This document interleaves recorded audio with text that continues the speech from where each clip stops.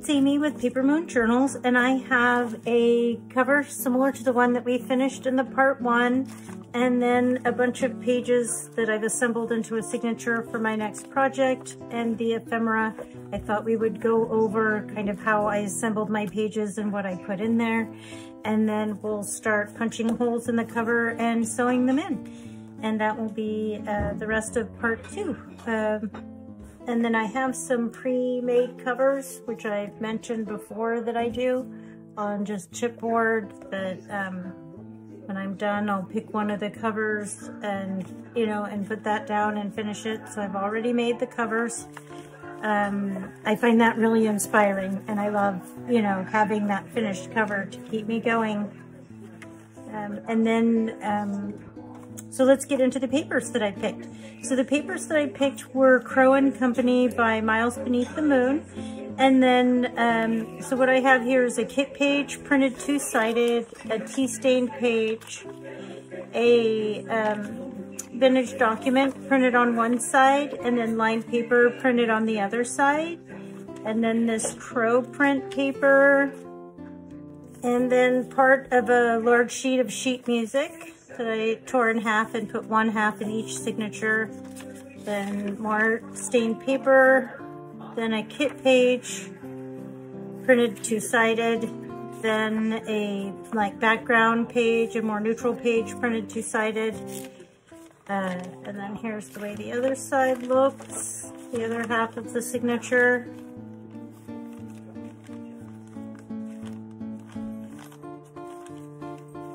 That's the first signature, and then here's the second one, where you did a kit page, like a background page, tea-stained page, a background lined page, sheet music, kit page, tea-stained, background page printed on the other side of a vintage document. And then I have lots of ephemera came with the kit. So I have the ephemera pieces. This was from somebody else. This came with the kit. This was, came with the kit. I bought some extras. So this came with the kit. These dolls were extra, and I printed them in the small and the large size. The extra kit. This is a sunflower stuff, because there were sunflowers in here, so I printed out some sunflower ephemera, some more vintage documents. This is again from somebody else that I thought might go good, some sheet music, vintage document. So this is what I have, and then I'll go through and I'll add fussy cut elements, the people, the birds, and things like that to some of these pages that don't look like they go, have anything to do with crows, so that when I'm done, the whole thing will be all decorated and look nice. So I have, I think 8 sheets of paper folded in half here. It might be 10, because I kept adding and adding. I was shooting for 10. Let's count. 1, 2, 3, 4, 5, 6, 7, 8, 9. We got close, 9. So that means 36 pages each, or 72 pages in total for this journal. And I just do the amount of pages that feel right, and then determine the page count later. I don't usually start with a page count. So I'm going to move these things to one side and get the cover. When I put the lining paper inside the front, I put it with the seam down the front. I wanted that down the back, but here it is now. So nobody will probably notice or care once I put the cover on the front. I think I like this cover. I haven't decided. I really like both covers, so I can't decide. When it's done, you won't notice the seam at all. And then I just used my ruler to make 2 sets of 3 holes, leaving about 1 inch from the top and the bottom, and then spacing them evenly out there. I actually took a 5-inch ruler that I had, centered it with my eye, used my eye to center it, and then on either end, and at the 3-inch mark was how I did that. And we want to punch our holes in here. There's more than one way to do this, but this is how I do it. And we're going to be covering this up with another piece later, so we won't see these holes.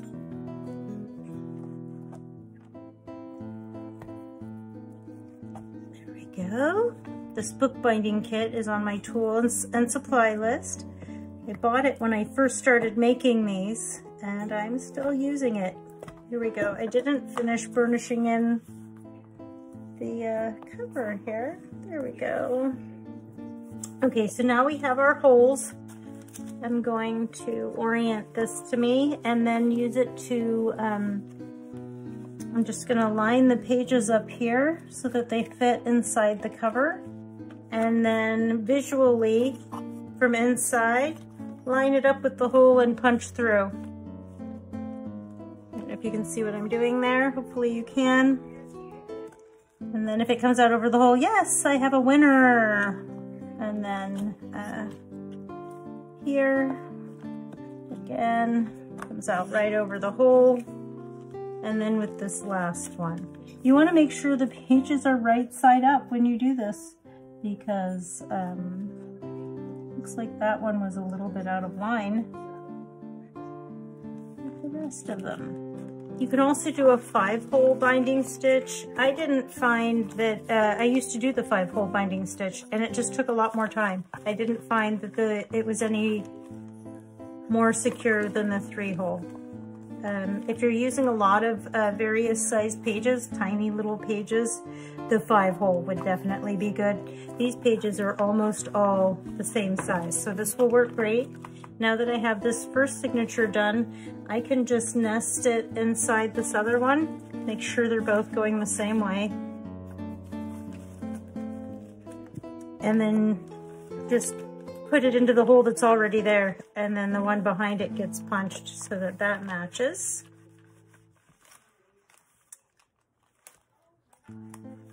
There we go.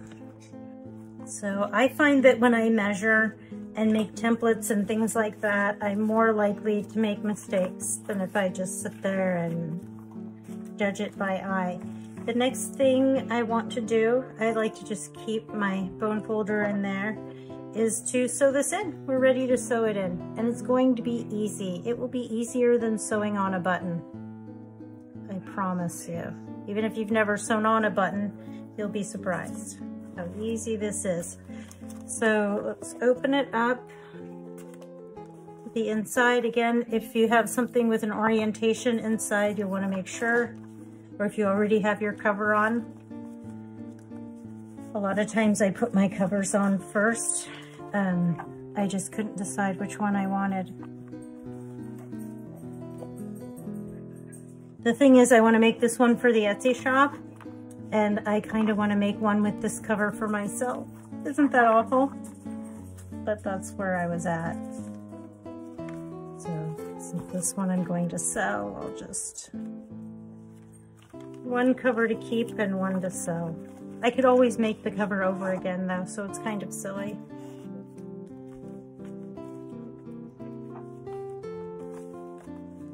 There we go. I like to just leave it on the roll. It's something I've been doing recently. And then I'm never gonna pull the thread all the way through unless I pull it off the needle. So I should have been explaining what I was doing there. I went out the center hole of the signature, out the center hole of the cover, in through the top, and then I took the thread all the way down after coming in through the top to the bottom hole. And then I went out through the bottom hole of the signature, out through the bottom hole of the cover, and then back in through the center hole where we started. And I'm gonna do this again with the other signature, and I'll explain it the whole way through next time. I want my needle to come out in the middle. There we go. And see how I've poked through the thread there? This happens all the time. I just take the needle off, and then you can get the thread out. And now I'm going to pull this so that I'm gonna hopefully take up a lot of that extra thread so that I don't end up cutting it off. There we go. I think that's about right here. I'm in frame. then tie this into a bow.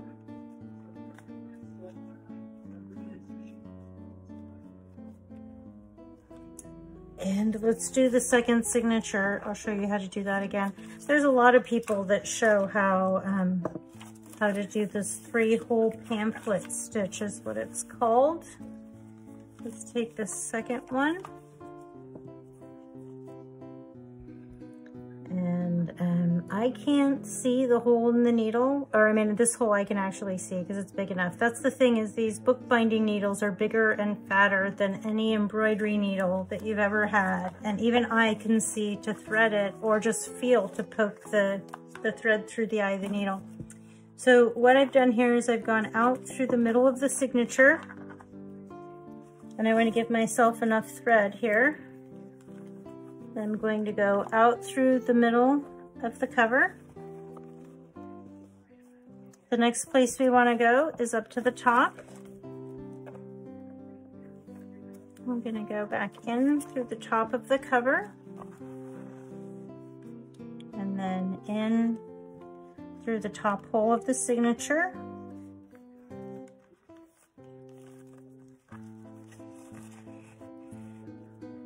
And then out through the bottom hole of the signature. Then out through the bottom hole of the cover.